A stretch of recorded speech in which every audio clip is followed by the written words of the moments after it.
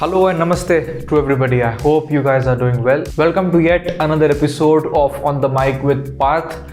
Before I introduce today's guest on the show, there is something I want to share with you guys honestly. This conversation that I had with this particular individual has become one of my favorite conversations I've had on this show so far. It has been my biggest privilege to be able to speak to this person.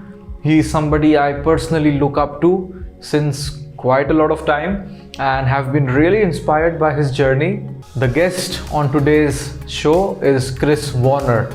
Chris became the second American to finish all the 14 8,000 meter mountains with his last summit in 2023 autumn of Manaslu. He finished his 24-year-long project. This is something that really makes me respect him even more than his accomplishments. It's the way that he did it in a very safe way. He took his time.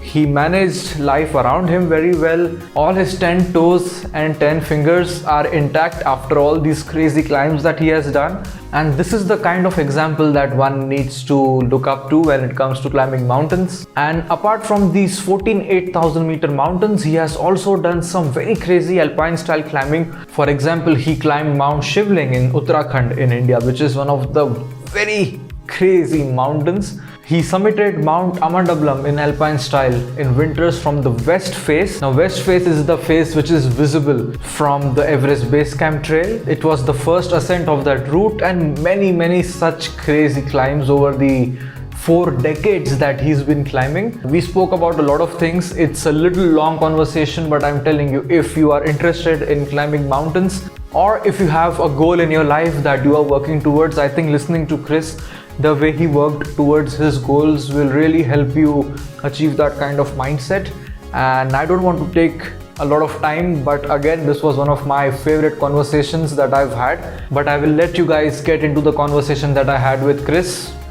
Here is Chris Warner on the mic with Parth. Enjoy.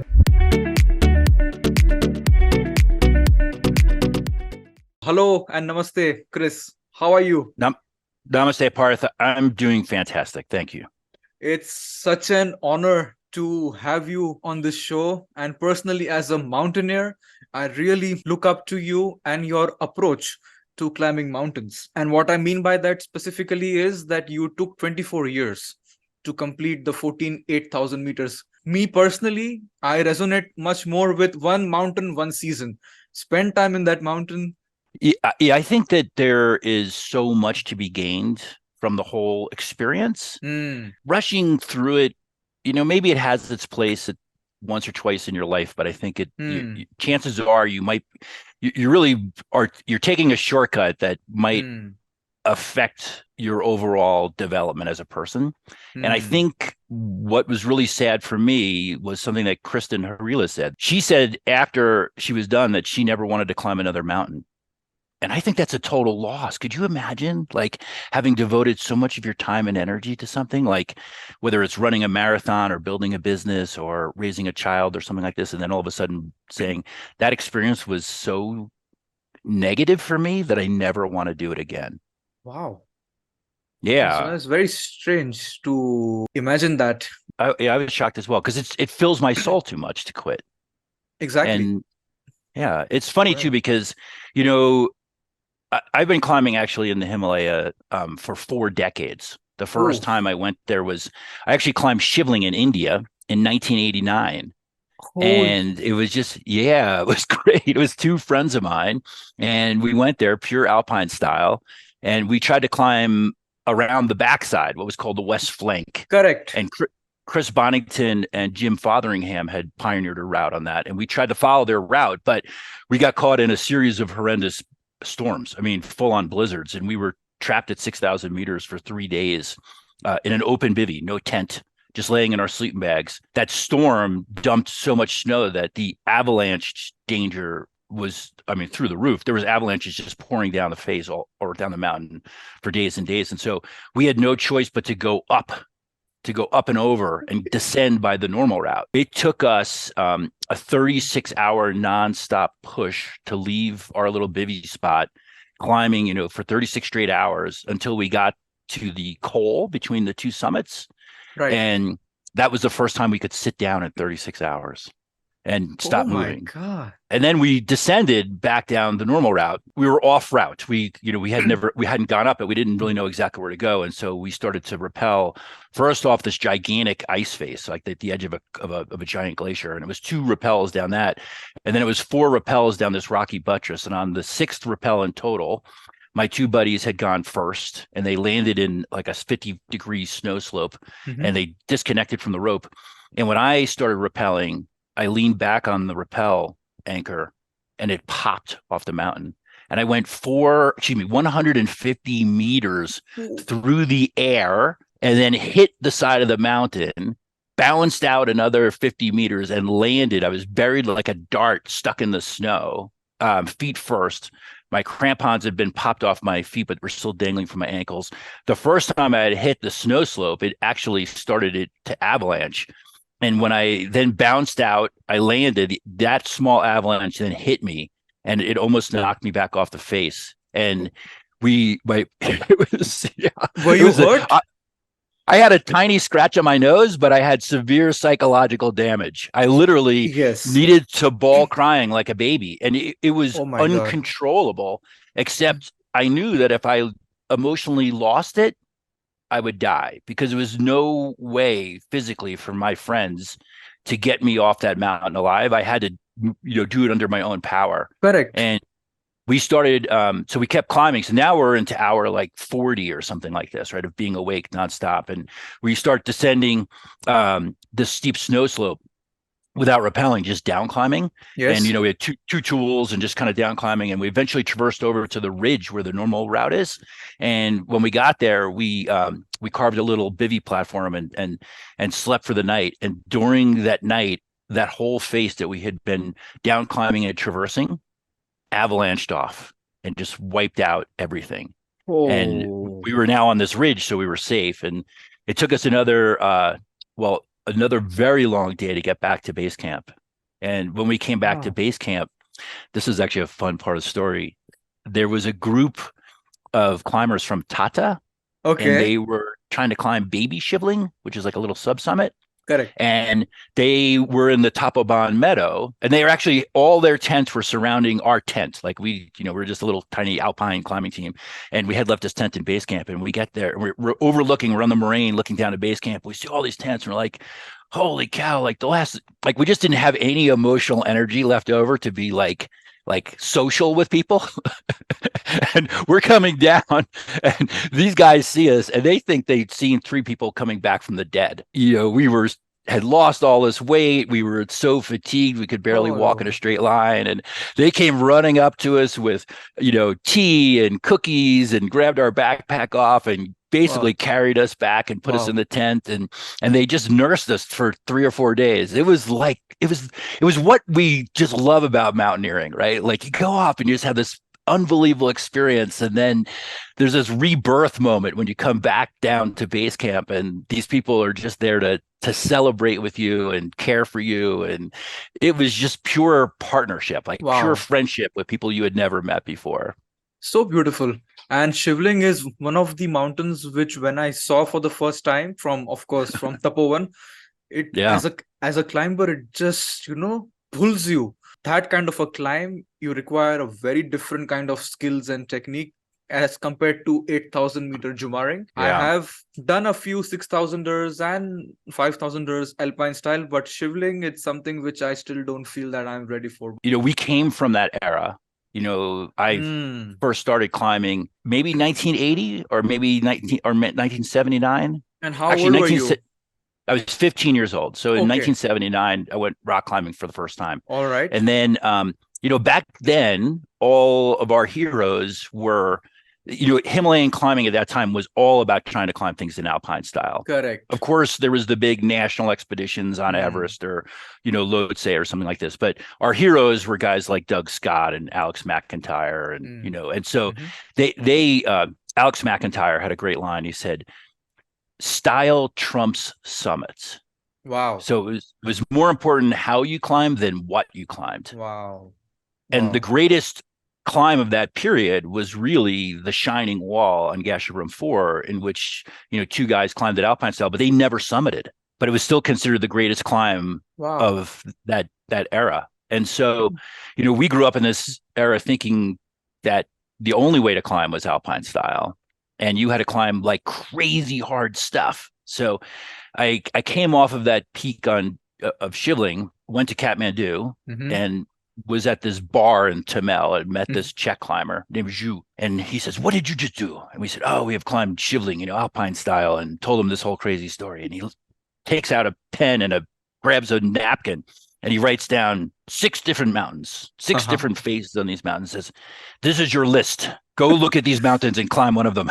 So Wow. it was great. So I spent 6 weeks just traveling around Nepal, like going into the Annapurna region, going into the Khumbu, and then walked up and saw the west face of Ahmedablam. And if you know Ahmedablam, Yes. it is, it has that the main face is the west face that you see from as you're trekking in. The trail. And then yeah. it has the 2 ridges that come down, and the ridge on the left hand side would be the one that's climbed most often. It's the normal route. The middle of the face was possibilities, and I had climbed in Yosemite Valley, and I'd climbed all over that's so. I looked at that face and I said, okay, that face can be climbed, but when? And realized it needed to be climbed in the winter because everything needed to be frozen in place. It was so steep. Yes. And so a friend and I climbed it. We did a new route. It was 70 pitches, 70 rope lengths, directly up the middle of the west face of Ahmedablam in the winter. Was And that was a first climb on that route? No, yes, that route it was the only time it had ever been climbed. Wow. So it was a new route, right? 70 pitches. That route was just repeated in the fall of 2021. So 31 years later, somebody finally reclimbed it. That's crazy, man. And so much I want to ask you. One podcast will never be enough to cover four decades of amazing climbs that you have done. But I want to start off like you said, yes, at the age of 15, you went for your first climb. Do you remember that instant when you fell in love with climbing mountains? What was that like? In the United States, we have this tradition in the outdoor industry of taking tough kids, like what we call juvenile delinquents, into the woods to try to rehabilitate them. And so I was volunteered by a parole officer. So if you get in trouble with the law, you get assigned a parole officer. And so this parole officer decided I needed to go into the woods to get my ass kicked. So we went and we slept underneath a plastic tarp, and we, cooked over a fire, and we used a map and a compass to navigate, and we went rock climbing, and I loved it. And I actually decided on that trip, that was a 5-day trip, I decided I want to spend the rest of my life taking people in the outdoors. Wow. So when I was 17, I started working for that same program, taking kids out of prison, and we would teach rock climbing. And then eventually I loved rock climbing so much, I eventually went on to become a certified alpine guide. And I've actually led over 200 international expeditions. Wow. So that's a lot of 60 mountains. Times to Ecuador, and right. Dozen time up Kilimanjaro and Mount Vincent in Antarctica, etc. So right. Yeah. How did this idea of 8,000ers come in your mind? Like, you've been doing climbs here and there, but 8,000 is a different game altogether, especially financially, and the whole risk aspect involved in it. In the late 80s and early 90s, things like Shivling and the west face of Ahmedablam, I was trying to move the sport forward, right? I was trying to climb the hardest things possible. In 1990, I started a business. And the business consumed so much of my time and energy. And I love building a business. I'm very entrepreneurial, so it was just in my blood to do this. As I built the business, I had less and less time for my own personal climbs. As an athlete, I became, less athletic, or whatever you want to call it. And so in 1999, the business was, well established. I had an amazing team. And I thought, okay, now I could start taking time away from the business. The business was climbing. We were leading trips all around the world. And then we got into the indoor climbing gym business in the United States. Eventually we built that business to be the first national chain of indoor climbing gyms in the US with, wow. We had 1,000 employees, and we served over 1 million customers a year. Ooh. And I eventually went on to sell that business. But so at the time in 1999, I was like, okay, it's time for me to start taking climbing vacations again, right? To just go climbing for myself instead of just being a guide. Mhm. And so I teamed up with one friend and we went off to try. We climbed. We ended up climbing Choyu together, and then we went from Choyu right over to Shishapangma. Mhm. And when we arrived in base camp was the day that there was a gigantic avalanche, and two American climbers were killed in this avalanche. And so we went and helped their survivors, pick up the pieces. And it was obvious that Shishapangma was not climbable anymore that season because the avalanche danger was too high. The next year I went to Everest in 2000, but I went as a guide in Everest. So I was a guide. I got invited to Oh, guide Everest. And so I guided the North Ridge of Mount Everest 3 different years, 2000, 2001, and 2003. In 2003, we actually filmed, I was the guide for the first ever reality TV show on Mount Everest. I think And I've seen that. What was it called? well, back then it was called Global Extremes, Okay, and Russell Bryce was the correct. yeah, he was the expedition leader. I was the guide. In future years, he developed a program with the Discovery Channel, also Hmm. reality TV show on Everest. But this was the first version of all of that back in 2003. Okay, Yeah, I've seen yeah, that on YouTube when I started climbing mountains in 2010. I was also yeah. 15, and Uh, one of the first things I saw was the North documentary. And I remember there was a biker guy who had broken his body in all sorts of yeah, places, and I yeah. forgot his name. I think I think it was Tim. That was correct. after I was done with Everest. So Okay. yeah, yeah, Okay, okay, awesome, awesome. yeah. The first time you went to Everest, I mean, all the 8,000-meter mountains in their own way, they are very special and unique. But Everest is Everest. It's the highest Hmm. mountain. It has that mystical feel, that glory to it. When you first went to Everest, how was it like for you, especially reaching the summit? So I went as a guide.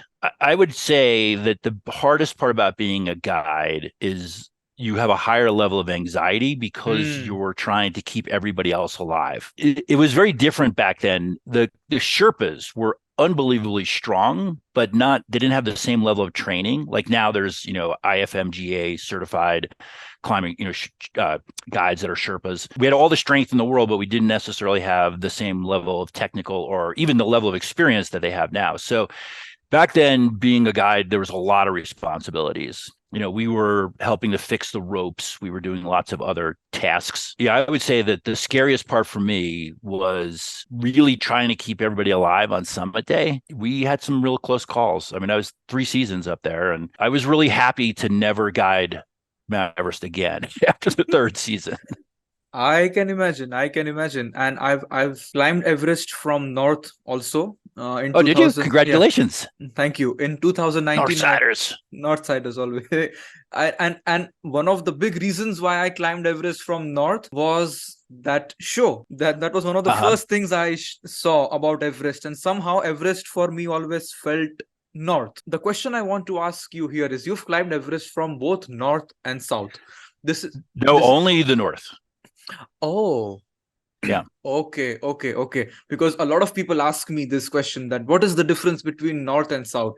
Yes, theoretically, I know the differences, but to be there, having experienced it, I can't answer that Yeah. question. Well, I did climb Lhotse from Everest Correct, Base Camp on the south, correct. right? So 100%, the north side of Mount Everest is colder, more physically demanding, Hmm, less infrastructure, less crowded.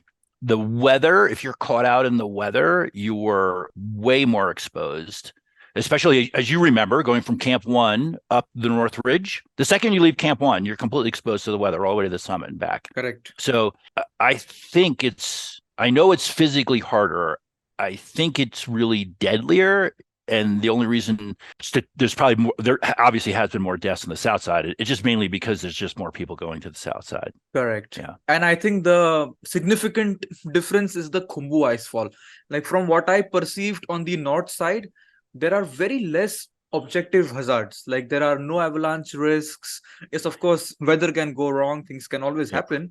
Like for example, when we were at Camp 1, We went there for our rotation. We were spending a night there. Like there was a storm which had built up, a cyclone which had built up in the Himalayas. That night, every 15-20 minutes, there was a huge whirlpool kind of a wind gust, and it used to go on for 30 seconds and stop. But with every whirlpool, it was getting stronger and stronger. Finally, at around 3:30, I fell asleep for some time, and then when I opened my eyes, there was no tent above our head. It was all my equipments were flying off. Holy I shit.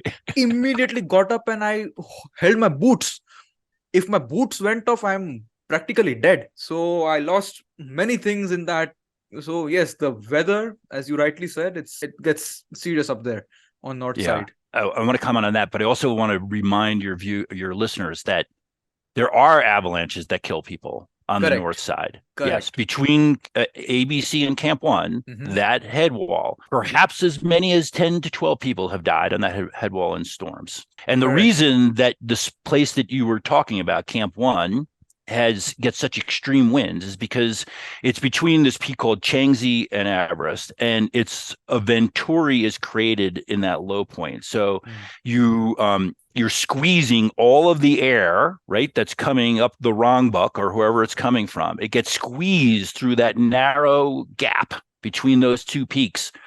And that wind accelerates. And then when it hits the leeward side, as it descends, right, because it opens up. It's like if you squeeze the hose, and then on the other side of it, it's now opening up. It actually starts to eddy around. It starts to spin. Correct. And so you were caught in a perfect. It's literally a venturi.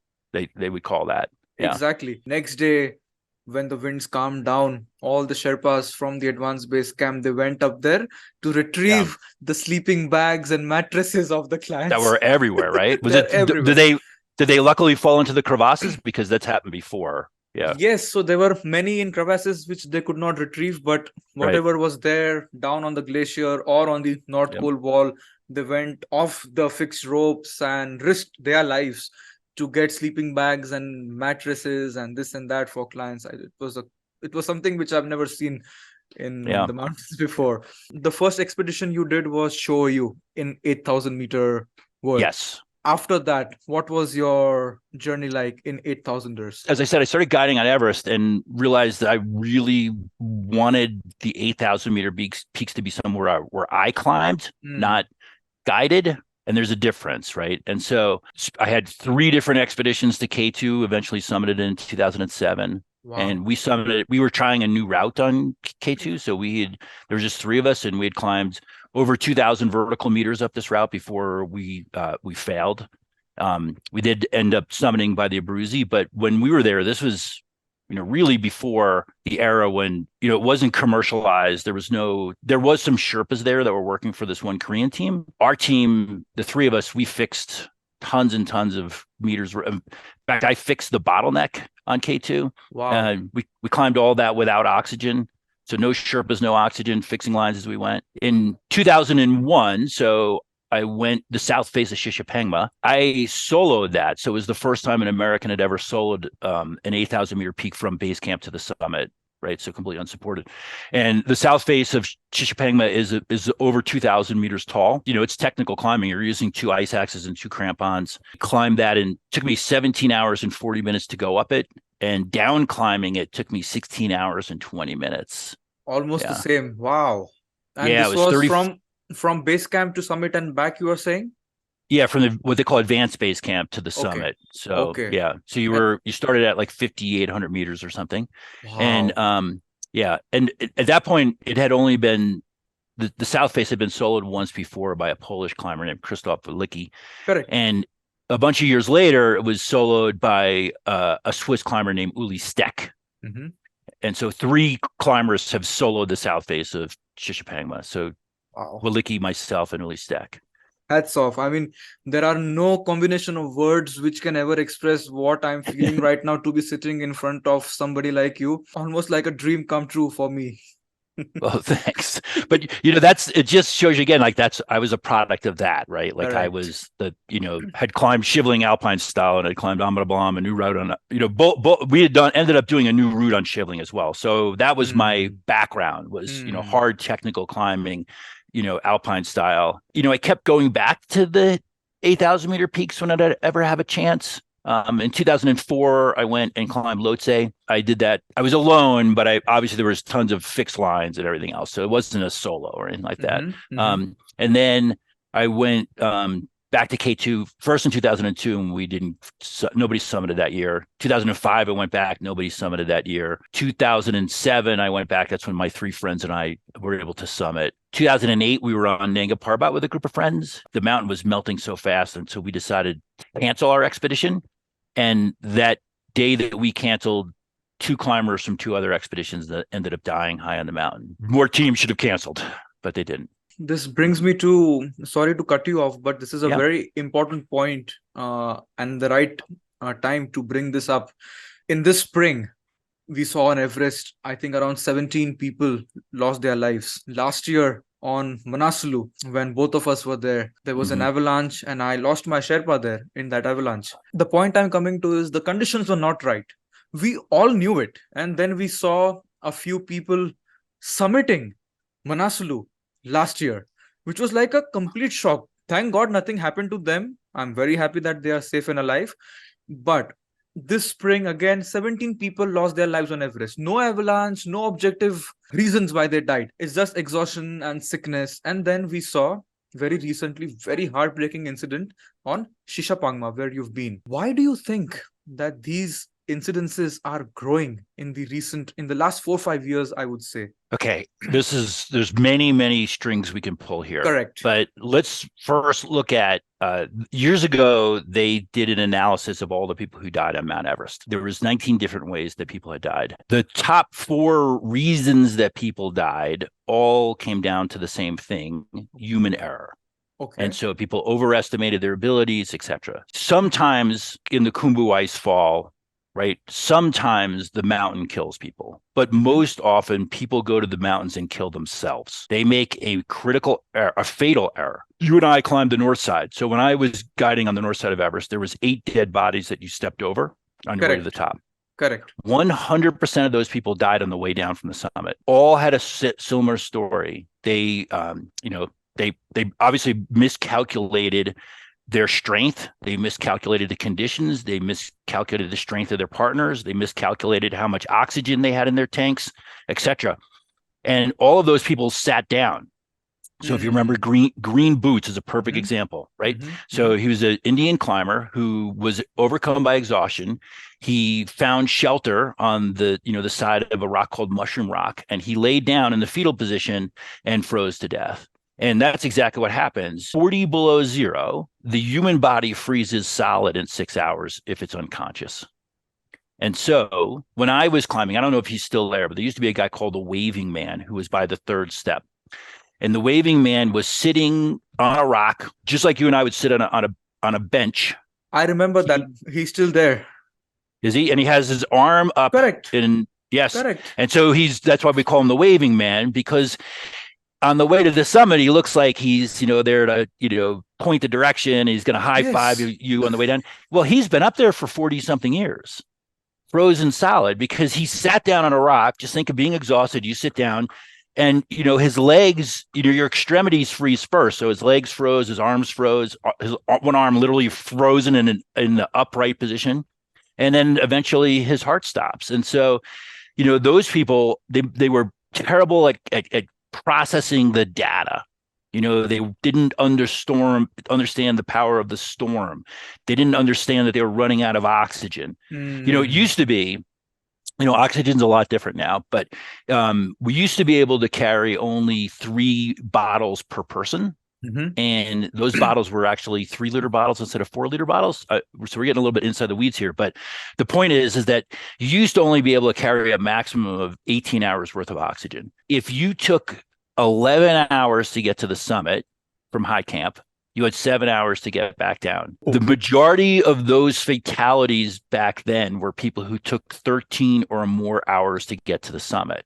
And what would generally happen to them is they would run out of oxygen on their way back to high camp. They would sit down overcome by exhaustion. They would eventually freeze to death. That's why we see green boots. That's why we see the waving man. We just keep, the stories tell themselves, time and time again, every time we step over a dead person. So yeah, human error, right? People go to the mountain and kill themselves. Now, what you're seeing, a couple of different dynamics going on, but clearly what you're seeing amongst the clients, right? The foreign climbers on a peak like Everest or so on, is very few of them have properly prepared themselves for the challenge. Maybe they're good marathoners, so they have a good cardiovascular system, so they've trained that. But do they know how to do the other life-saving things that need to be done?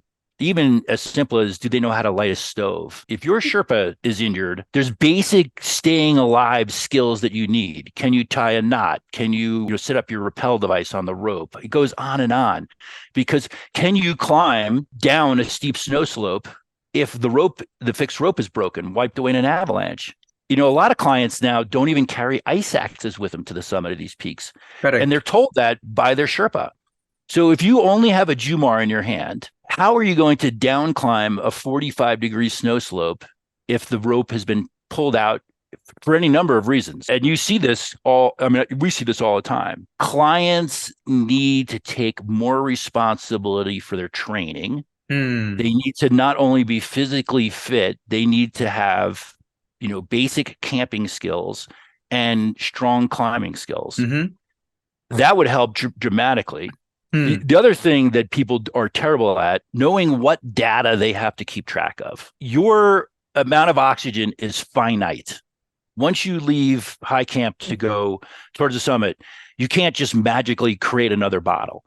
And so you need to be able to know how to read, the pressure gauge on your tank, and then do the math to determine how much oxygen is left inside your tank. And when we start, we have, we generally have 4 liters. They're generally at 250 pounds. This is a little inside baseball, but for people who are going to Mount Everest, they should memorize what I'm about to say to them.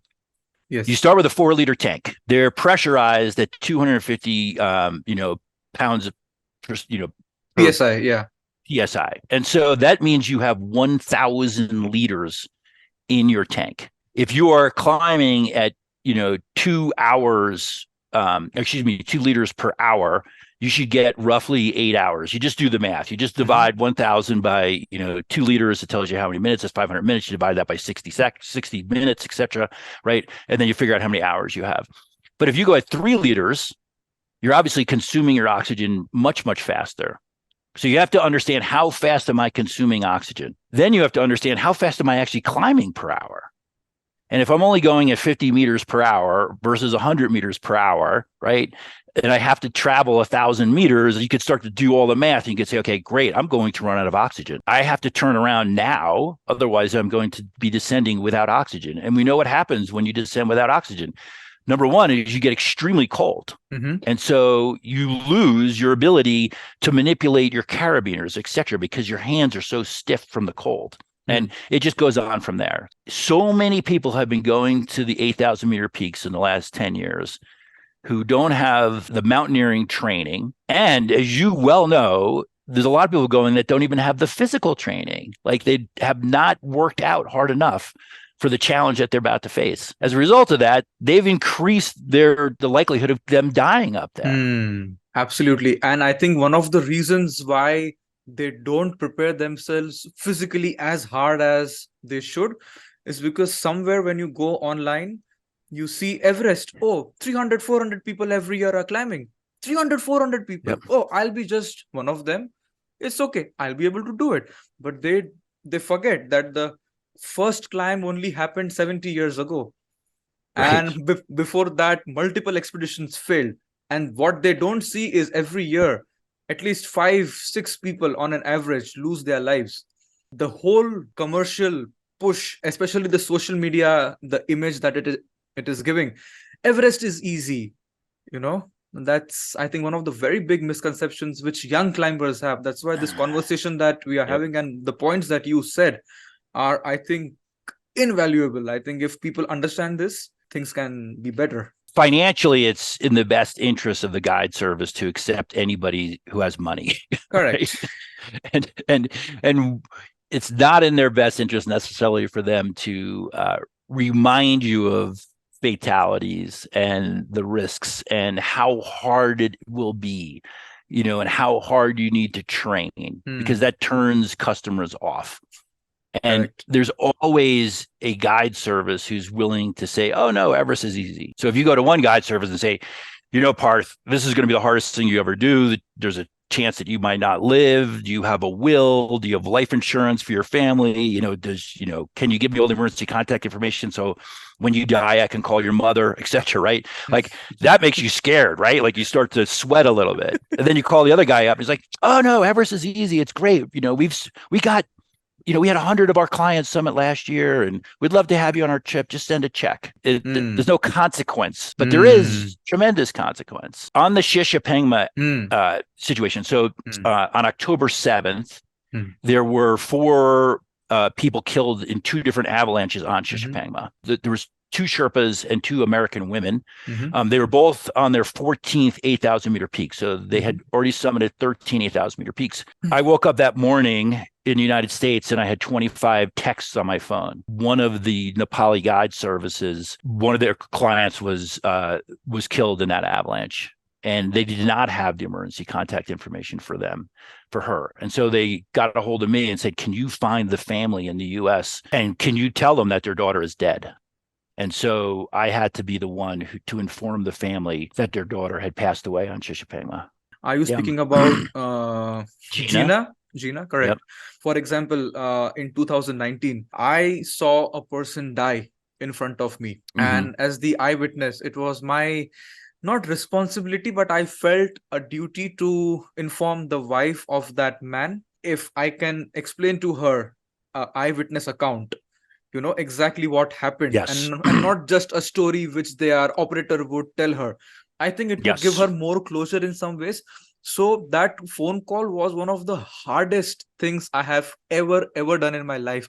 I mean, if I speak about this more, I will start to to cry. Yes, I am almost on the verge, because that phone call is something I will never be able to forget.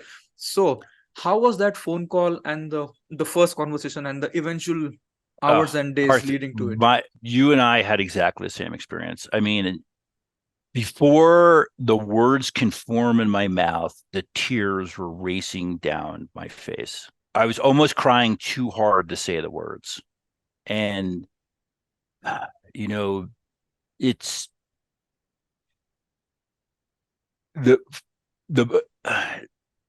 it's so hard, but it is such an honor. Those families need us so much to be of service to them, to just be so loving to them, even though we are a complete stranger to them. This is what they need. I've actually had 4 people die in my hands, and the very first person who ever died in my hands, I was giving him CPR, and I could feel his soul pass through my body. Ooh. And I'm not a religious person, but I'm a sensitive person. And when I felt his soul passing through my body, I mean, you can imagine the fear, like when you're giving CPR, obviously he had no pulse, right? And so the adrenaline is racing through you. It's in such an emotional state.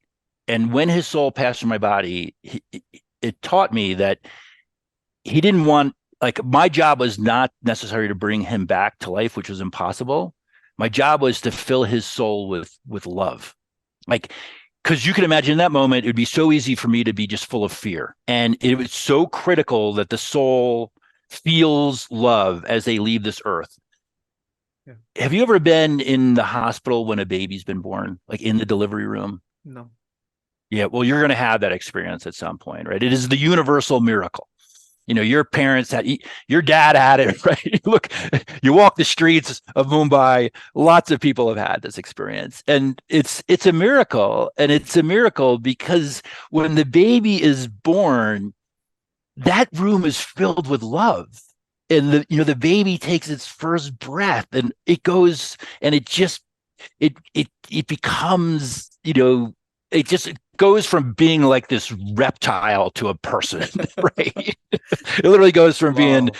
slimy and purple to pink and radiant, and it's so beautiful. But so if the first emotion that you feel as a baby entering this world is love, Wow. the last emotion you should feel is love. I was so blessed to learn that lesson at a young age. And then every time I've been in any kind of situation like this, because as you know, like I have had all I've had all sorts of level of medical training. Most accidents in the in the mountains, especially on 8,000-meter peaks, they become, body recoveries, or it's not medication, it's evacuation, right? Correct. Like there's very little you can do from in the moment. And having had 4 people die in my hands, like the success rate can be extremely low. And I mean, I had a guy who died on me over a course of a couple of hours, and I kept having to, obviously when you have to shut somebody's eyes for the last time, I mean, these are powerful moments, but like all you can do is just make this person feel all this love. When I had to call that family, just like when you had to call that family, your job was just to be there, just unconditionally loving them. Yes, you had to say these horrible, horrible words, but it's the way that you said those words, which is why you knew you needed to make that call, not let the operator. When I got those 25 texts from my Nepali friends, I knew I needed to be the one to make the call. I'd been on multiple expeditions with Gina. I did not know her family, but I could imagine her family's life.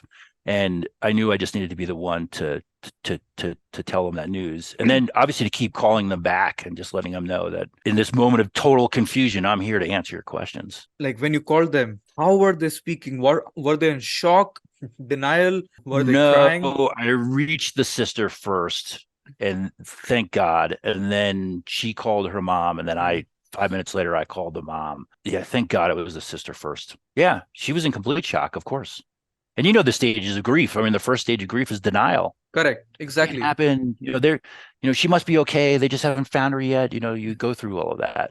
You have to honor that, even though you know that there's a different truth. Have to, walk them through the truth. Absolutely. And I think one of the most helpful thing to process a loss of a loved one is to have their dead body in front of them and then to bury it or to burn it. That Mm-hmm. means in your perception in front of you, you have actually said your final goodbyes, and there are no chances of that person coming back, because that stage of denial cannot be crossed fully until you see that body burn into ashes. There's always Mm-hmm. this hope. So it's so crazy to think that all the four bodies are still on the slopes of Shishapangma. I know Tenjin Lama and Gina's body have not been found. Correct. Yeah, actually don't know the status of Anna's body. The number one rule in rescue is don't kill the rescuers. In that situation, immediately, clearly, for those people who followed the story, there was an attempt to recover the bodies Correct. and to also help three other injured Sherpas. And in that attempt, one of the rescuers, a guy named Ming Maji, who I've climbed with a lot, Yeah. he actually fell 150 meters, fractured his skull, broke his coccyx, and I think he fractured 2 ribs. And so, he suffered. He almost died trying to do the rescue. Correct. So this is a hard. This is a reality of this kind of accident, that just because we want to help doesn't mean that we should, especially the dead person. The last thing that Jean would want is somebody to die trying to get to her body. And just to say one thing to my audience, that people might be thinking that it's gotten too dark and too heavy, our conversation. But I'm consciously having this conversation with you because people need to understand that mountaineering is not all, motivation and those, nice, cool summit photos. Yeah. Because when I climbed Everest and just 2 hours later, I saw this person die. And 20 minutes later, I almost died because my oxygen was running out and I was stupid enough to not understand that it's running out. I sat down and I was not able to get up. And I almost accepted that I'm going to die. When you climb these high mountains, death is following you like your shadow. And it is very important that if you want to climb mountains, speaking to the young people here, that you always are fully aware that it's not all nice and glory and there is no background music up there. The only thing that is following you is the possibility of death, and that is the whole purpose behind us speaking here out in public about these things. Just to close this conversation about Shishapangma. Of course, it's too soon to know what actually happened up there, the decisions that were made, the mental state in especially in between those two Americans. Now everybody is saying that they were in competition, and rightfully so. I don't see anything wrong with competition, because competition is something which helps human beings push the boundaries of possibility. But where to stop and where to push is something which comes with wisdom. So in your perception, we might be completely wrong, but what in your perception happened on those slopes on 7th October? Parth, I love the way that you just described, this whole situation, because competition is critical, just as Correct. you said, right? But, we do have a responsibility to come home alive. I mean, I was on 28 8,000 meter peaks, and I only summited 14 times. Wow. So 50% of the times I failed, and 5 times I failed on summit pushes so that I could rescue other people, complete Wow. strangers. And That's tough, man. so I have a lot of criticisms of the 8,000 meter peak community right now. I was at K2 Base Camp this summer when they made the gigantic summit push. We had just come off the summit of Broad Peak, my Sherpa and I. And so we were back at K2 Base Camp, and they made this giant summit push. And as a lot of people know, a Pakistani porter was on that summit push, and at the top of the bottleneck, something happened. He slid for 8 or 9 meters off the side, but he's still connected to a rope. And it's really mysterious to me why he ended up being in such bad physical shape, and certainly why he eventually died. It just kind of, parts of it don't make sense to me, because if you slide for 9 meters, there's no reason you should die, right? As a lot of us know, 150 something people summited that day, and he died. There were the resources to, not necessarily to save his life, because we don't know why he truly died. I don't think they've ever did an autopsy on him, but they could have cared for him. They could have attempted to bring him down alive, because there's more than enough people up there. There's more than enough skill and physical resources. I mean, just from the number of people who turned around anyway on that summit day, there was, dozens and dozens of potential rescuers, but that's not what happened. People didn't rescue him. People gave him some aid for a little while, but everybody eventually, kept going, and left him there. Basically, nobody took responsibility to make sure this man, that his soul felt love in its last minutes. I really was bothered by this, because I know I've been in exactly that same situation. I've been within 45 minutes of the summit. I wanted the summit so bad. I had spent all that money. I'd spent all that time. And 5 different times I made the choice to try to save somebody's life. Twice they died on me, right? But 3 times they lived. And I would never make a different choice. The summit just doesn't matter. So I am extremely goal oriented, right? So, I do all sorts of races. I've spent 24 years ticking off 8,000 meter peaks. I've built a business, I've done all this stuff. I'm extremely goal oriented. So it's not that I don't have the same ego as everybody else. I just had, my soul works in a different way. And I wish other people were more oriented.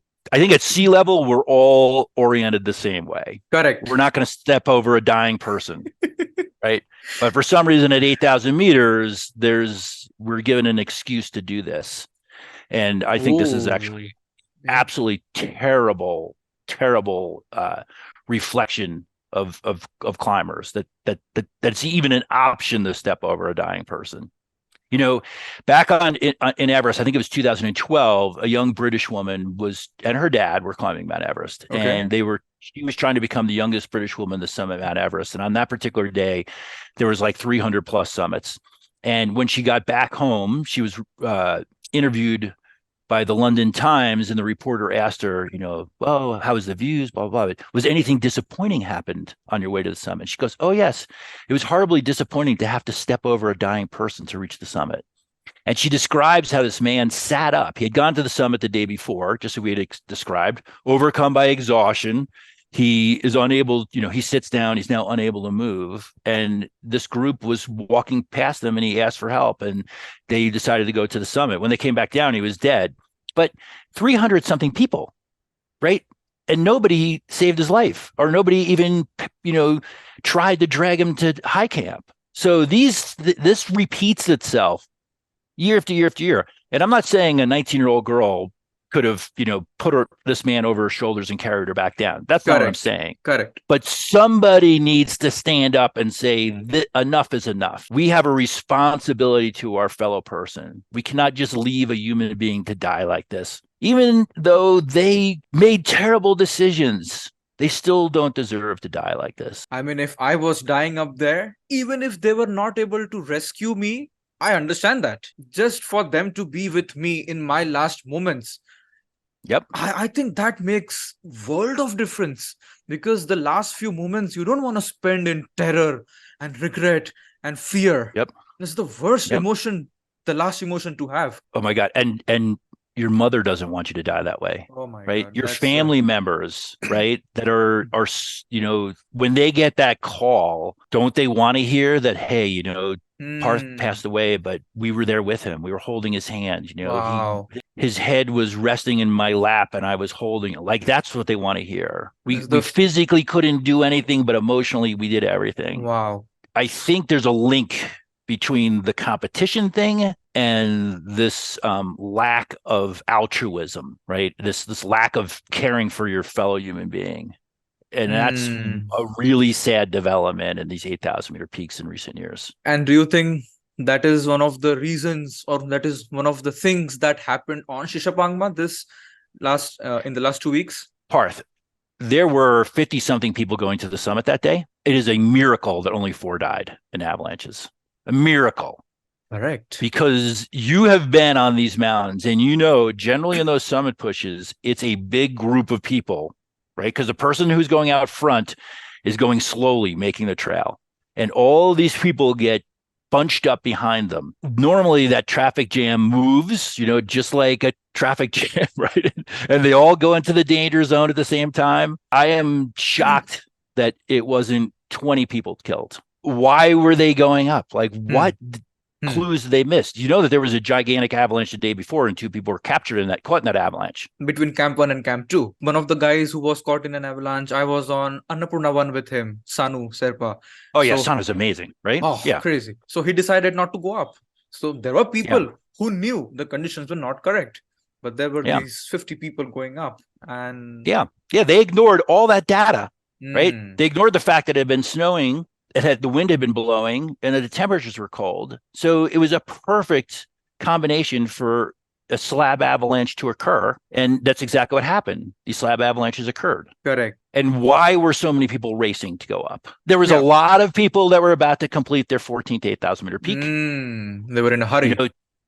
Tibet had been closed to climbers for many years. So there was a backlog of people that needed to get Shishanpangma to finish their quest. A couple of guides, Sherpa guides, expedition leaders who were trying to get their 14th 8,000 meter peak without bottled oxygen. So there were so many people trying to reach a goal that they cherished that they missed all of the clues. And these were giant red flags that were being waved. And were they arrogant? Because arrogance is just the belief that the rules do not apply to you. It's such a beautiful definition of arrogance. Love it. Yeah. Love it. So, right? These avalanches, they happen to Sanu, but they're not going to happen to me.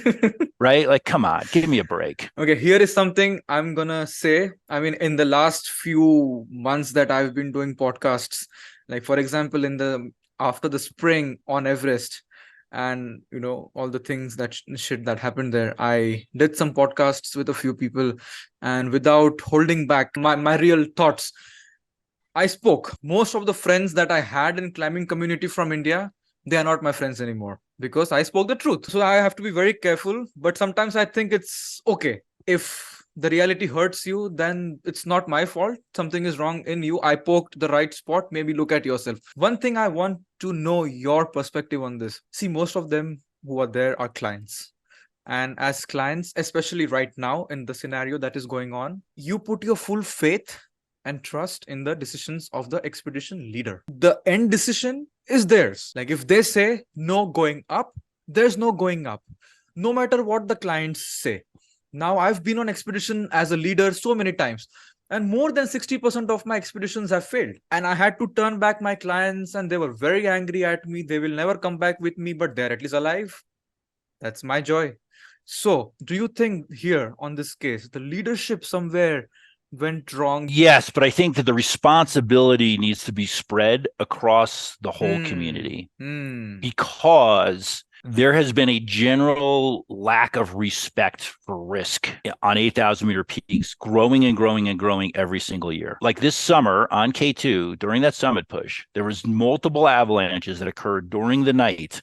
Correct. The Sherpas were climbing in waist deep snow, trying to fix the ropes, and there was all these people, and that expedition should have been canceled. People had this mindset that they could overcome anything. They were going to do whatever it takes. They were exposing a lot of people to tremendous risk. And it's a miracle only one person died. I think that the blame has to be cast wider Correct. than just the two leaders. Correct. The whole community needs to look at itself. And you know what, Parth?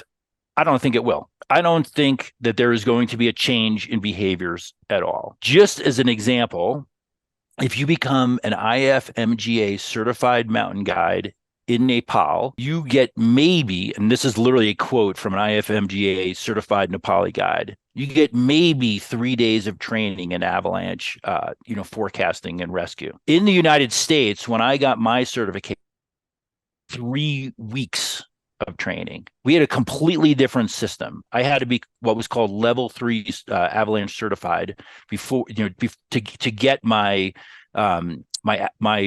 alpine guides certification. I'm on the board. In fact, today we have a board of directors meeting for the American Institute of Avalanche Research and Education. We write the curriculum that's used by about 95% of the American guide services to teach avalanche education. So we just write the curriculum. We give this curriculum to these guide services because we want the best possible information out there. Correct. So there is opportunity for better training. It's just that it's not built into the Nepali IFMGA system yet. If you are going to climb in the Himalayas in Nepal or Pakistan, I would strongly suggest that you hire an IFMGA certified Nepali guide as your Sherpa and pay that extra money. Sadly, there's only 75 Sherpas that are IFMGA certified, and I think only roughly 25 of them are still working on 8,000 meter peaks. Since 2018, I've been climbing with one Sherpa, Cheering Sherpa, and he is IFMGA certified. I made that decision consciously. I'm a certified guide. I want to climb with another certified guide. I want to have my climbing partner have the best possible level of training. If something happens bad to him or something happens bad to me, I want the other person to know how to handle the situation. Only near miss we've ever had was when he got extremely sick last year on Manaslu. And it was a really rough evacuation. I literally didn't know if he was going to live.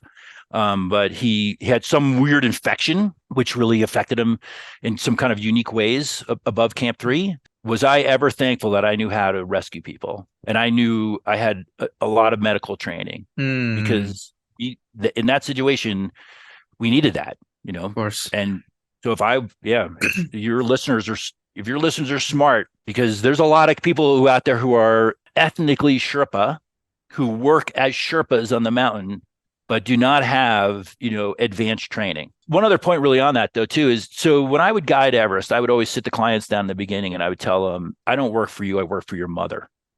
And, I'm a business guy, right? So when we teach negotiation in business school, we always teach you that you have to have a higher authority.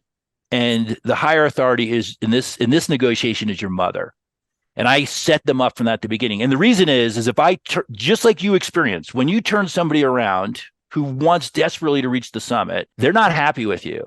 But you know who loves you in that moment is their mother. If you try to make them happy and they are injured or killed, you know who's going to be totally pissed? Their mother, whose vengeance you will not survive is the mother's vengeance. Correct. So, I work for your mother. I don't work for you. Literally out of words right now. It's such a beautiful and impactful thing that you said. Love it, love it. One of the things that my listeners are very much interested in, and I know you are an expert in this, because you have a lot of experience, is the training aspect of climbing mountains. So Mhm. this is something which I would like you to dive a little deep into, because this is the kind of content I also make. So I have audience who understand layers of training.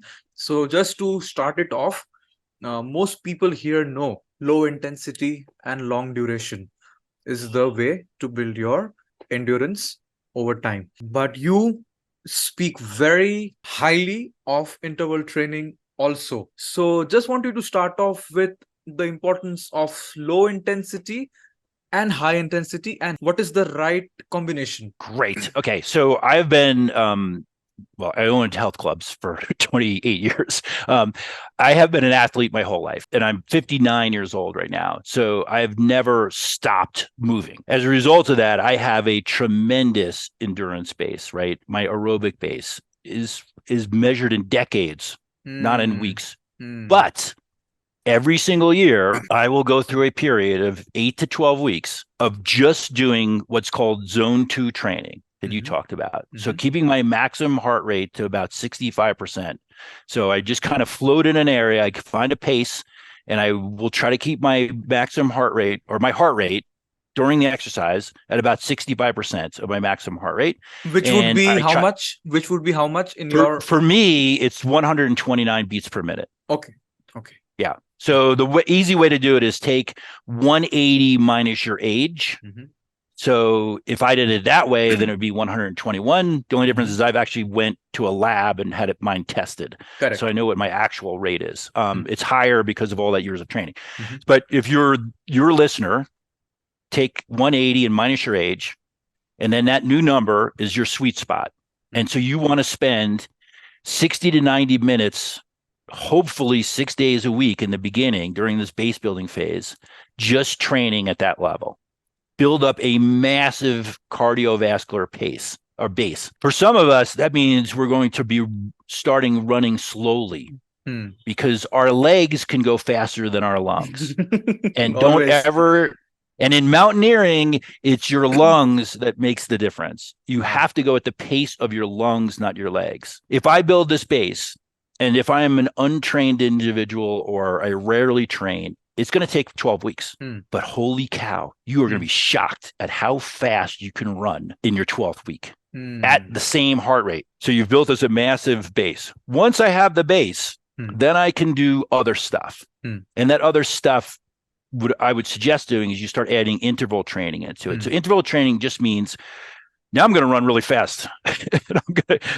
I'm going to try to really kick my butt. Though I do it in a fun way. I will start like I'll go out for say an hour in my zone two, at 180 minus my age. I'm going to go for an hour or so in that, and then in the last 10 or 15 minutes, I'm going to start sprinting. I'm just going to start running much faster. I might just run faster for 1 minute, and then I'm going to slow down for 1 minute and run faster a minute and slow down for 1 minute.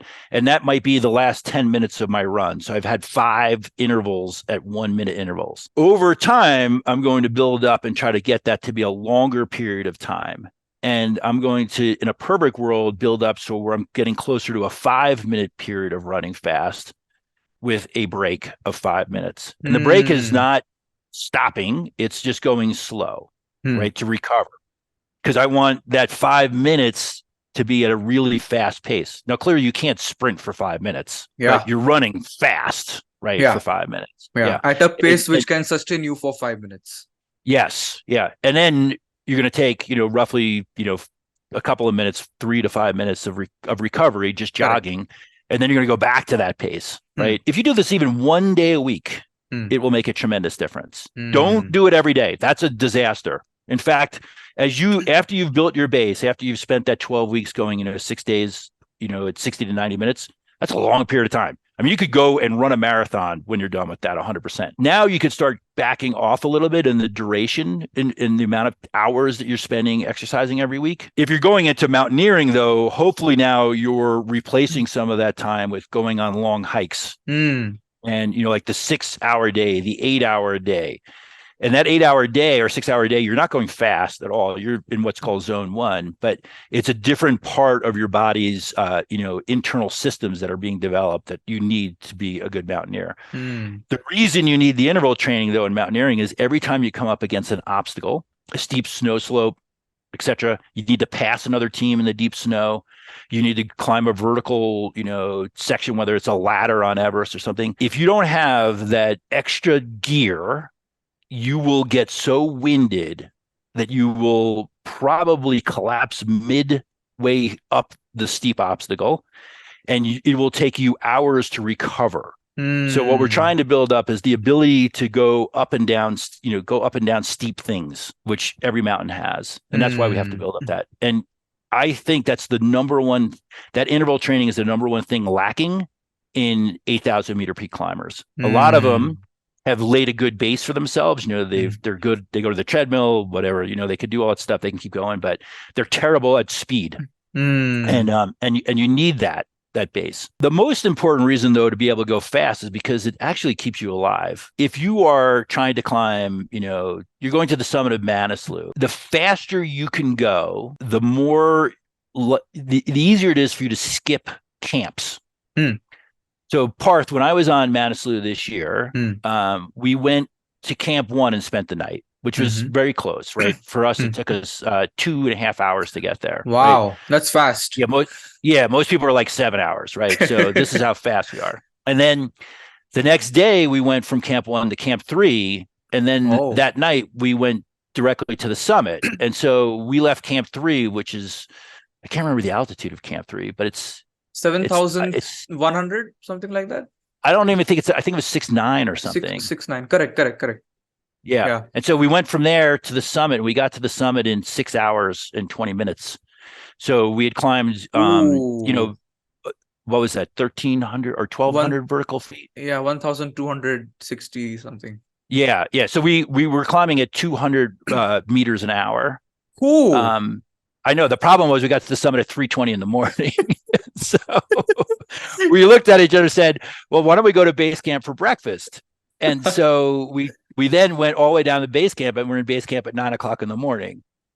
And so when you do this, when you can go fast, you can skip camps. When you skip camps, you get less exhausted. You can't recover as you know, Parth. Like you go to Camp 1 and you endure the night, and you wake up the next morning and you're tired, and you start the next day.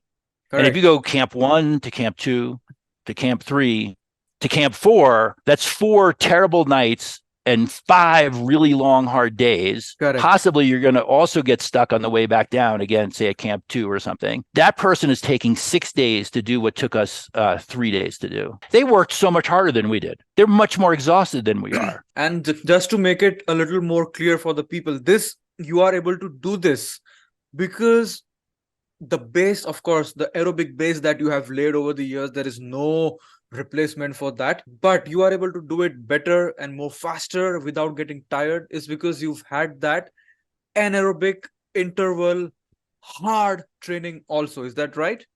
Yes, 100%. And this is aerobic, anaerobic, and the third part is the strength. So now when we speak about strength, for most people, the perception of strength is lifting weights, going to the gym, and the more bulky you are, the more stronger you are. That's the perception of a in general person. Now, to climb mountains, you will never see a bodybuilder climbing. I mean, just to give people an example, I lead many treks here on the weekends. It's a normal day hike kind of a thing. I have had many gym buffs who come on my treks. The first 5 minutes, they are like finished. And we have people with us who've never even ran 1 kilometer in their life, and they are okay. They have no issues. They are slow, but they're okay. Why I'm saying this is strength. Okay, this is a great question. You can look great naked and still have smaller muscles, right? The key is that you're not carrying around a lot of excess weight. It is literally a watts per kg, just like it is in bicycling. Same thing if you watch a marathon runner. So we don't want excess weight. There used to be back in the 70s and 80s, the tradition was you would bulk up. I remember going to K2 in 2017, and I would lay in bed eating ice cream and drinking beer every night because I was trying to get heavier. And I was then going and I was running, like I was doing zone 2 training, and I was lifting so much weight. We'd go to the gym and just lift tons. So I was really big. In fact, I was 7 kilos heavier than I am now. All of it was muscle. All of it was muscle. I've learned over time I don't need to do that. I can be just as successful without adding that extra 7 kilos of muscle. But the key is to keep the body fat down. You need, and just as for general overall health anyway, you do need to do resistance training. And so I spend 2 days a week lifting weights. I'm in and out of the gym in like 40 minutes. 30 to 40 minutes is enough time. And it's really by just concentrating on, the big lifts. So I do bench press, right? I do shoulder presses, some kind of shoulder presses. I do deadlifts, right? I do something for my back, mainly dips. I'm capable of being vain. And so I will do bicep curls as well. So they don't really, I think they actually help with Jumaring up steep terrain, but they're more for looks than for mountaineering. I just like it. And then, just manage your diet. It's watts per kilo. So if you are overweight, even by 5 or 6 kilos, you just can't create enough power to overcome that. Yeah. And one of the questions which I have from what you just explained to me is you mentioned that your strength trainings are what I call as max strength training, like where you lift enough weight so you can do maybe 6 to 8 reps, not more than that, correct? Okay. 100%. I go heavy on the weights. Yep. I'll do 3 sets, and I'll do, like you're saying, between 5 and 8, reps per set. And I am trying to lift as much weight as I can every time, not light weights. There's no value in lifting. And almost everything that dips are different, right? Because dips, I'm just using my body weight. Almost all of my lifts involve multiple joints, right? So they would be what we call compound lifts. I'm not doing anything just to make my tricep bigger, etc. Yeah. So the question I have here is, for somebody whose strength base is not very strong, would you recommend him to start with lifting heavy weights, or would you ask that individual to do lower weights, more repetition, build a base, and then build a specific strength with the max training eventually? 100%, as you said, because we don't want people to get injured. Think of it a little bit like yoga or anything else. There's a technique. So lifting and using, and stressing your body out is just going to lead to injury. And injury is obviously, the thing that we're trying to avoid at all costs. Till you get the form down, that's when you start going heavier weights. Like you said very specifically and very clearly that if you have a decent fitness and if you want to climb a mountain, 12 weeks is what you need for your aerobic base to reach a decent level. So, a great level. Level. Yeah, you're going to be psyched after that 12 weeks. So similarly for strength, somebody who is at a decent level, to build that strength base in order to be able to pick up those heavy weights without getting injured, what is that duration, you think, with the right kind of guidance, of course? What is that duration? Yeah, that's the whole key, is the guidance. Not that long, maybe 1 month, so maybe 8 sessions, and you should be able to switch over. I think so. And I'm assuming you're, like you have some athletic ability. Some background. Yeah. Okay. Yeah. So, and what I would suggest to people, if you're just starting from scratch, don't start with the weights for mountaineering. Start with the zone 2 training, because if that takes up so much time and energy, and you need to recover from that. Overtraining is a big problem. So, start with the aerobic training, build up that aerobic base. That's going to be 90% of what you need for mountaineering. Add the interval training in, and now you're up to like 96% of what you need for mountaineering. And then add in the weight work for, to round it all out. So if I had 4 months of getting ready, I'd spend the first 3 months, just doing my zone 2 training. I would start adding in over that, so that now I have 1 month before I'm about ready to go on the expedition. Now is when I'm going to do, I'm going to add 1 to 2 days a week of interval training. Okay. And I'm going to get rid of some of my aerobic days, and I'm Hmm. going to make them gym days. And I would do at least 2 of those as gym days. So in my 6 days a week of training, I'm now 4 days are doing something cardio, of which Hmm. 1 to 2 of those are interval stuff. And I might even go on my 2 other cardio days, I might even go easier. Like I might really ratchet it down and make it like the easiest Hmm. thing. Like everybody's passing me, right? Like, yeah. And then, Sure. yeah, because you're just trying to recover. And yeah. So, Awesome. And yeah, it is why it's a little difficult to just cram all this into. yeah, If you really want to be a total, badass up there, you do this over a bunch of years, and you're just absolutely. amazed. And we ran circles, Cheering and I run circles around everybody when we're up there. Hmm. Hmm. Just like I just said, like, look, I just raced up Manaslu and raced back down. When we were on Nanga Parbat, we went to Camp 2. We went from Camp 2 to the summit and all the way back to base camp in one day. And then, we didn't sleep out. We just literally left base camp, went to Camp 2, hung out in the tent for a couple hours. Same thing on Broad Peak, right? So that's the way that we like to climb. Like Wow. a lot of times we don't even carry a sleeping bag. Like, That why would makes we have a sleeping sense. bag? Yeah, because we're not going to use it. That Yeah. makes sense. And personally, as you said, the worst part of the whole expedition for me is that camp one, spend a night, camp two, spend a night, camp three, spend a night. It just drains you for nothing, right? Yes.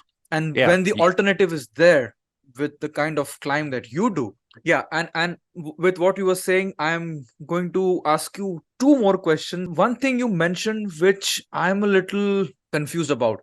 You said that if you are starting off, just focus on zone two, which is your cardio, your aerobic training, which may be running or hiking. In my perception, if you keep doing this, just this, you might lose the strength and muscle mass somehow with long duration cardio. What do you think about it? I think that's okay to lose that, because Ah, when you're like, think of what the objective is, right? It's a cardio challenge, to climb Manaslu. And so the muscles that are important, which are going to be from your butt down, right. they're going to stay plenty strong. Yep. Interesting. A big part of survival up there is your body's ability to metabolize fat. Hmm. And so this is your energy. Like when you go to the summit, like you went to the summit of Mount Everest, Hmm. how many calories did you consume on summit day? I don't know, but I think 4,000, 5,000, maybe. I don't know. Really? How did you do that? Like most I people's 400, right? four four Because four four like, hundred. yeah, Really? yeah, because you can't sit and eat a big meal. I did. At Camp 3, Wow. I ate six rotis and one full packet of palak paneer. And Oh, there you go. Yeah. to top it up, a full packet of Oreo. Wow. All right. Eh, Well, you're a miracle man. So, 8,300 meters. My partner was yeah. looking at me and puking just with the idea of Right. somebody's Yeah. eating. But touch Yeah. wood, I was able to eat. Yeah. Good for you. Yeah. Because most people lose their appetite. So Correct. anyway, Yeah, most of the calories you're burning. Yes, you're burning maybe 8,000 to 10,000 calories. Most of those calories have to come from your body's fat. correct.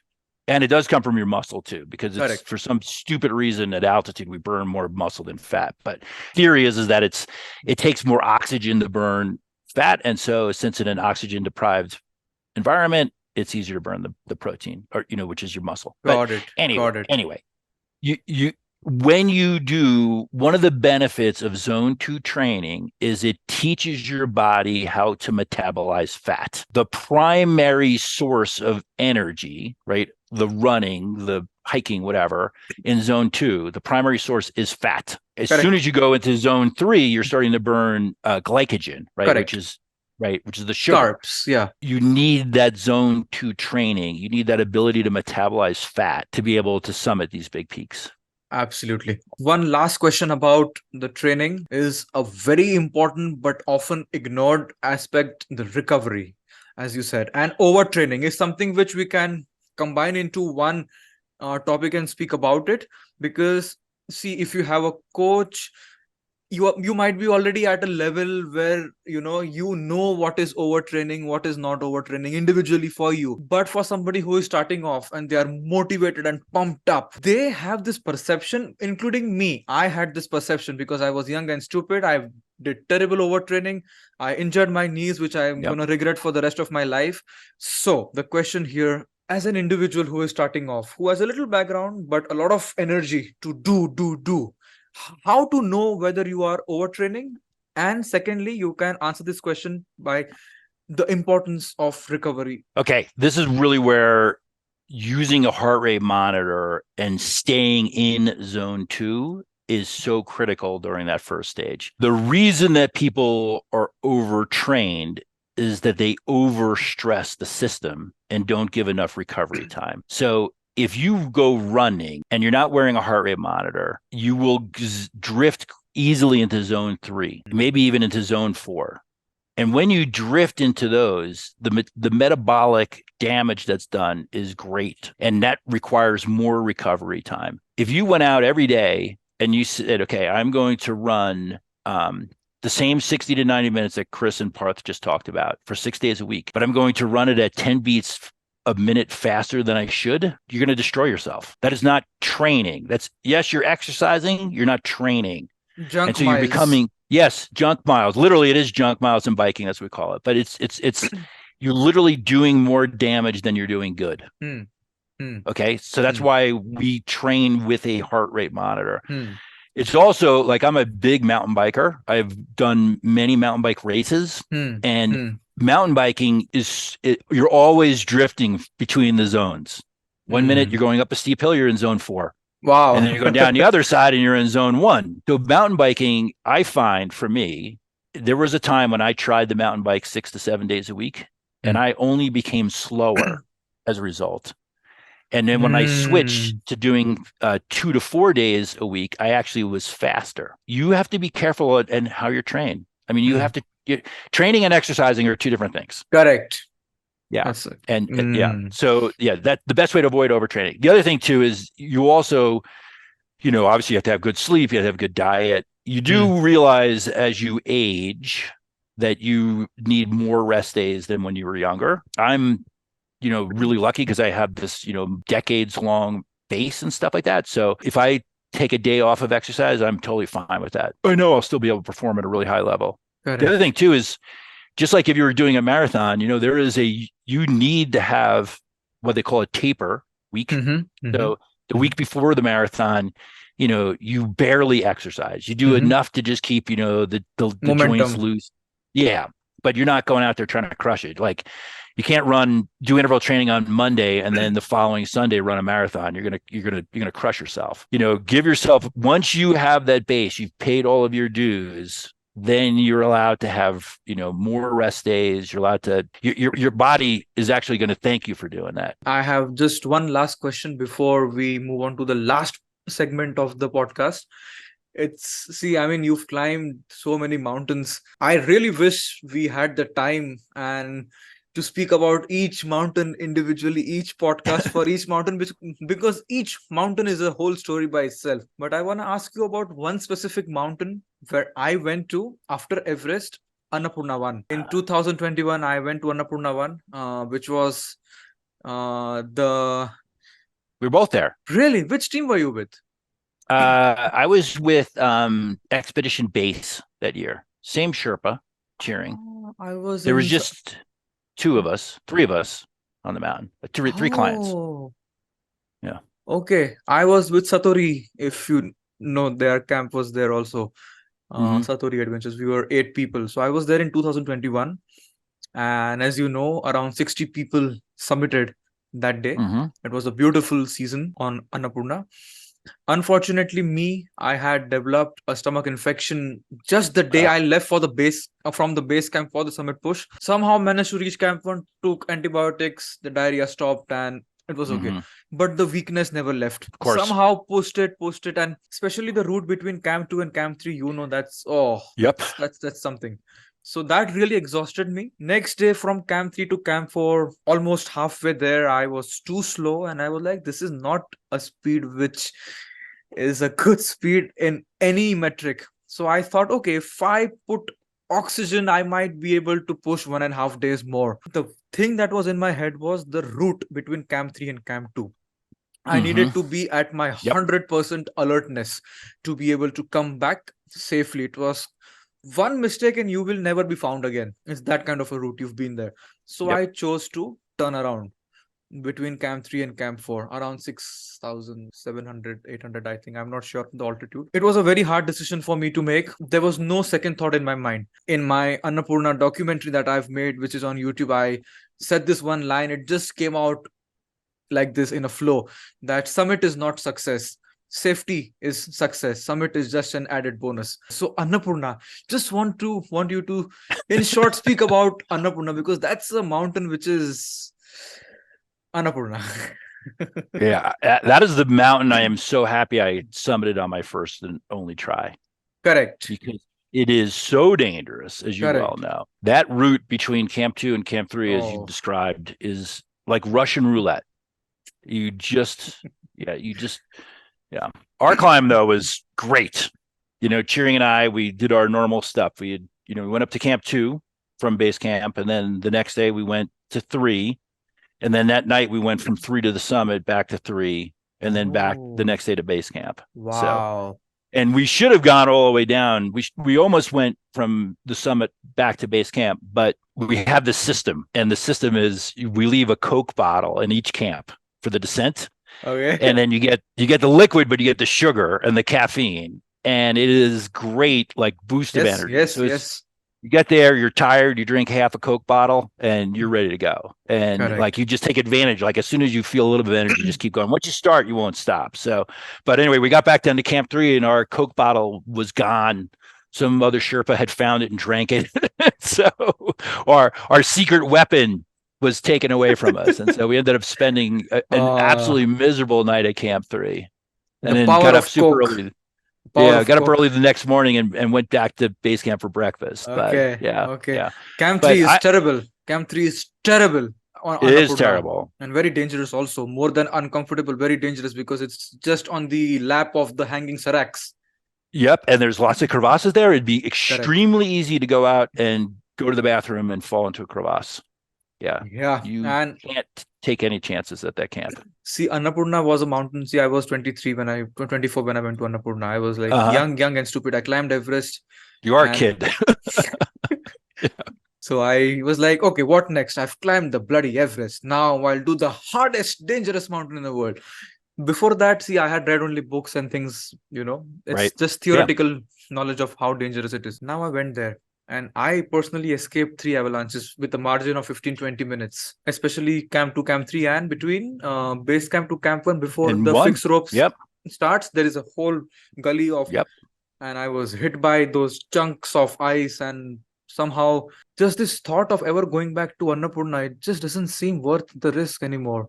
I think it's smart. I think what we learned in the last couple of years in Annapurna, that really you have to go there, in the end of March, and really try to be done by because did we all summit? Like the first or 20 second? 16th April, 16th or 17th April. Yeah. Yeah. You have to be really done by then. I'll tell you the truth. The same on Dalagiri. There ends up that there's the way the weather works there. Basically, the end of the winter, it's a dry period. And then it starts getting snow earlier than the other peaks. And so, like, it's really hard to summit Dalagiri in May. And I summited on maybe it was April 12th or something like that when I summited Dalagiri. Same system, same idea. Go Oh, early. oh, Yeah, go okay. early on those peaks. First one there and the first one off, because both of those mountains are obviously the Yeah, danger is the avalanches. correct. As soon as it starts snowing, you don't want to be anywhere near those peaks. Oh no, oh no. I started climbing mountains for whatever reasons, I don't know.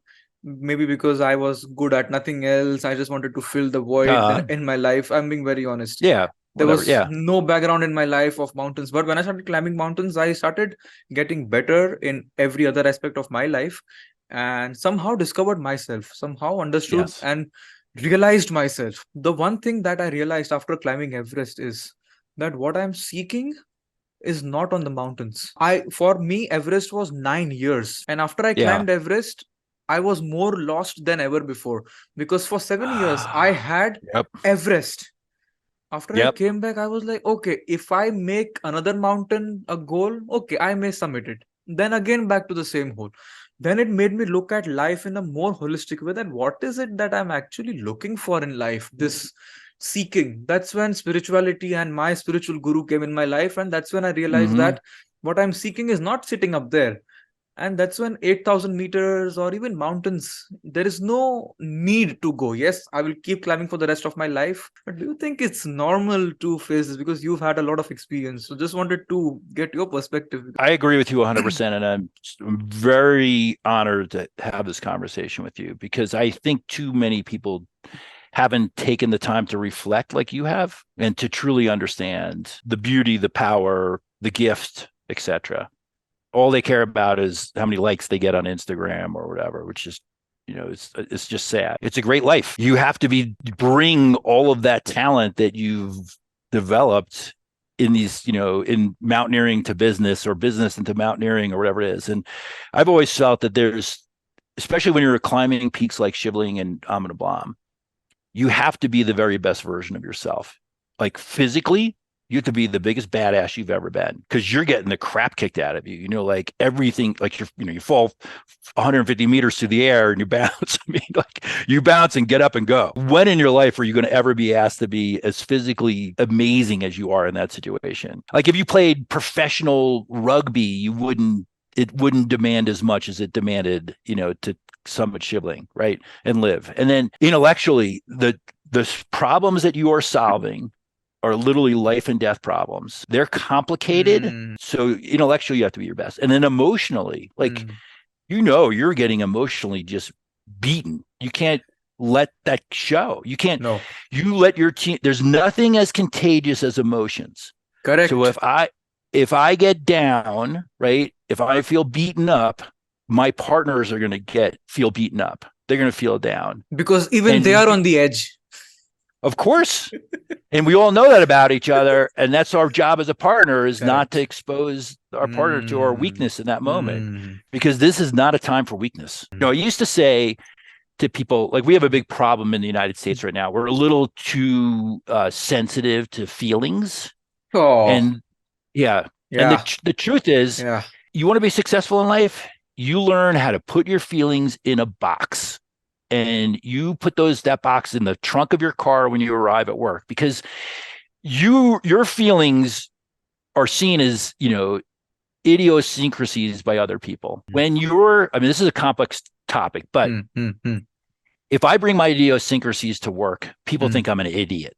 mm. And nobody wants to work with an idiot. No one No, will work for an idiot, right? They're more likely to sabotage the project than make the project successful because of the idiot. If I'm on an expedition, I am not allowed to bring negativity into that mess tent. You come in and you smile at everybody and you just be a gift. You be contagious with mm. your enthusiasm, your emotions to everybody else. And that makes all the difference in the world. Expedition behavior, there is no place for selfishness, No, whining, no, crying, no. prima donnas. Nope. Ah, There was the philosopher of mountaineering is a man named Willie Unsold.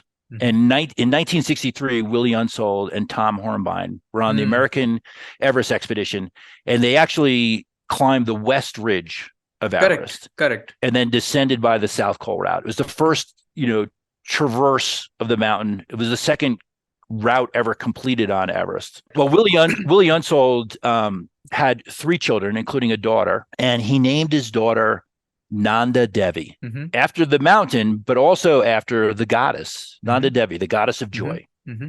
So when Nanda Devi was in her 20s, she asked her father, Dad, can we go climb the mountain that you named me after? And so Willie Unsold led an expedition to Nanda Devi, the mountain. And this beautiful blonde woman in her late 20s, Mm-hmm. Nanda Devi, is trekking in towards the base of the peak. And when she gets to these villages, the people come out and they're in awe. They've never seen a blonde woman before. Mm, This is mm, back in the 1970s. And so mm, mm, mm, kids would come up and just touch her and, touch her hair. And this one mm. village, this shaman comes up to her and says, "You are the goddess Nanda Devi. I know why you have come here. You have come here to die." Well, they go off to the mountain, and the first team summits Nanda Devi. And Nanda Devi, the daughter, is in the second team. And she makes it to Camp 4. And when they're at Camp 4, they're stuck in a gigantic storm. And she ends up getting pulmonary edema and dying at Camp 4. Holy cow. So Willie Unsold, he arrives back in the United States, and he's completely, disturbed, distraught. His daughter has passed away, but he's met at the airport by some reporters, and they're like, Willie, you are the greatest mountaineer, American mountaineer of your generation. You just had this tremendous tragedy of your daughter dying on this peak that she was named for, but your team did reach the summit. So we have a question for you. Was this expedition a success or a failure? And Willie said, an expedition's only a success if you come back home and apply what you've learned on the peak to life back at home. Don't reach the peak, but miss the point. That was him who said this? We think it was him that said it. We don't know exactly who coined that term. Don't reach the peak, but miss the point. But it is Willie's. It's the paraphrasing, at least, of Willie's bigger point, that an expedition is only a success if you apply what you learned on the mountain to life back at home. What a powerful story. I have goosebumps right now. What a powerful story of the daughter and the Devi. I mean, some things happens on a realm which is beyond our perception and understanding. To end this podcast on a lighter note, I have a rapid fire round. Do you know what rapid fire round is? I do. You do. Awesome. You've finished all the 14 peaks in one word. How do you feel about it? Grateful. Beautiful. In your perception, what is your biggest weakness? Sadly, I've been hurt most by people who I've trusted implicitly. And my greatest weakness, it's also my greatest strength, is I just give everybody tons of trust. I trust everybody when I meet them. I love everybody when I meet them. And sometimes people have taken 4 times in my life or 5 times in my life, people have taken advantage of that. Millions of times people have blossomed in that because of the fact that I've trusted them. So, yeah. The next question was going to be, what is your biggest strength? So would you say the same answer, or do you have something 100%. Yeah. I think it's a very beautiful superpower to be able to surrender. Speaking of superpowers, if there is one superpower which you can have, which one would that be? Altruism, right? The ability to care for strangers, even if it requires sacrifice from you. Yeah, altruism is the greatest superpower.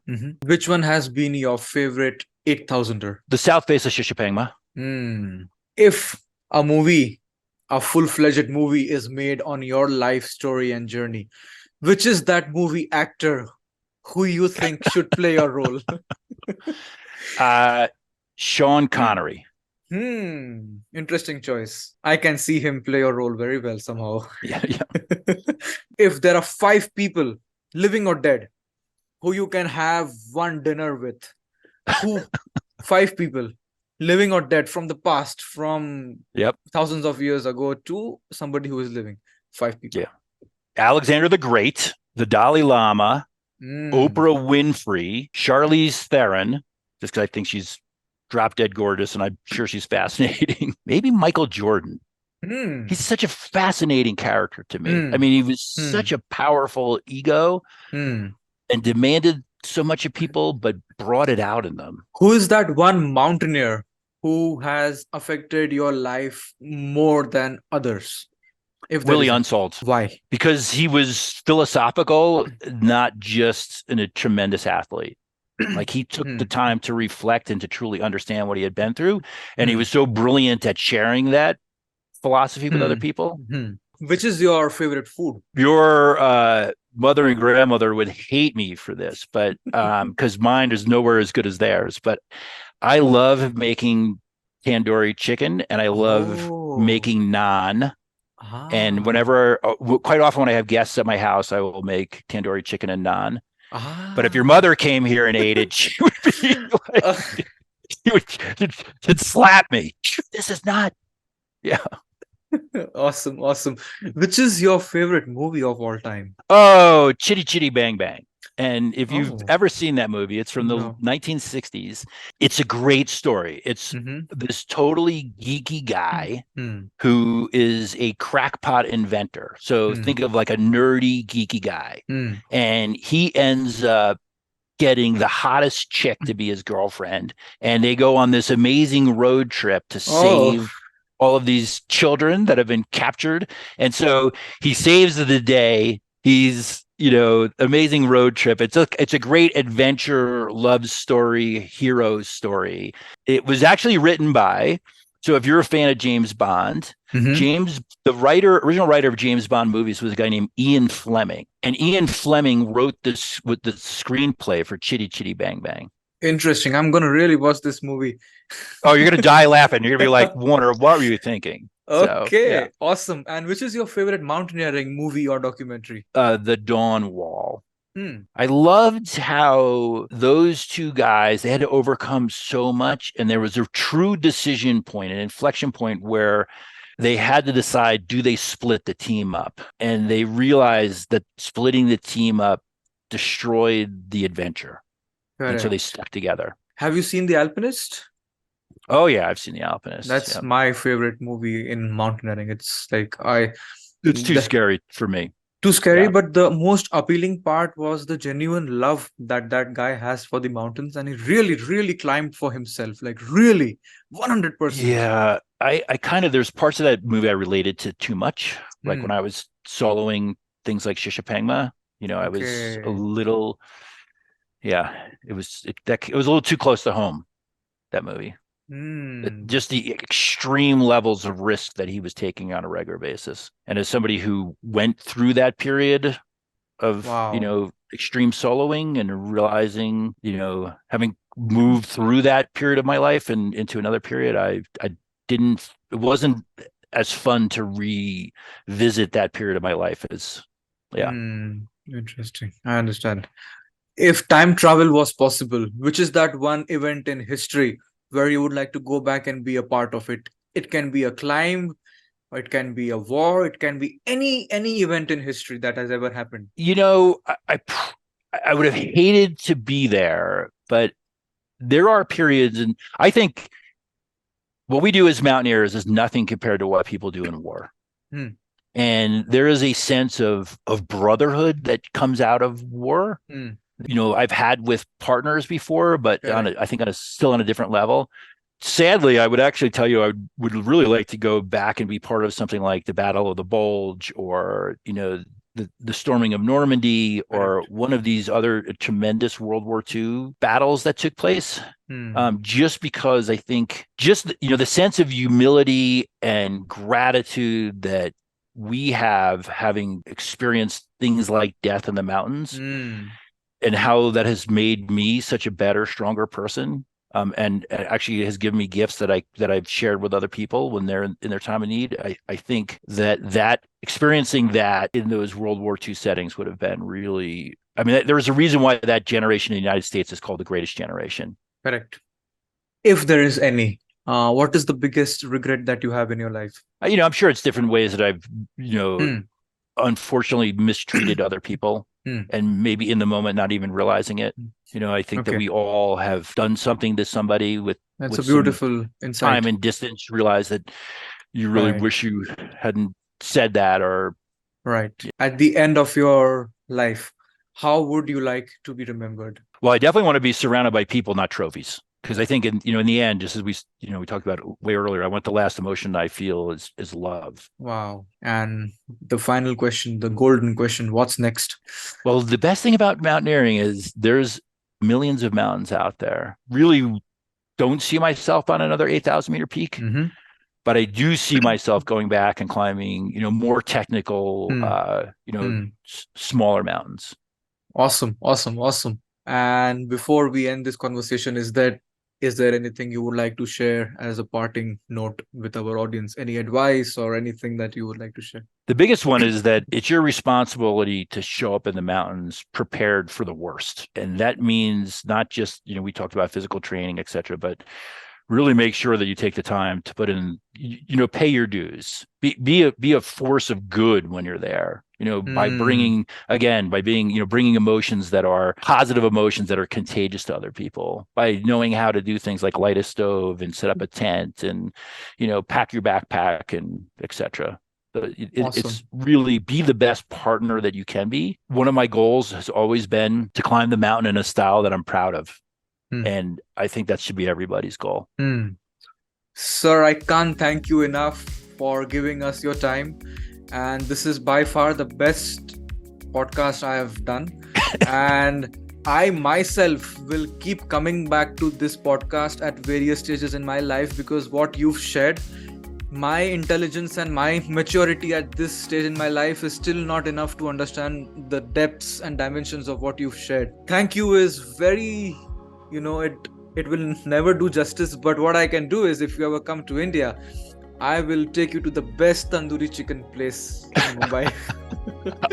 That's something I promise you. That's a deal, Parth. And Dhanyabad, and good luck to your audience. Thank you so much, Chris. Thank you, and all the best. Thank you.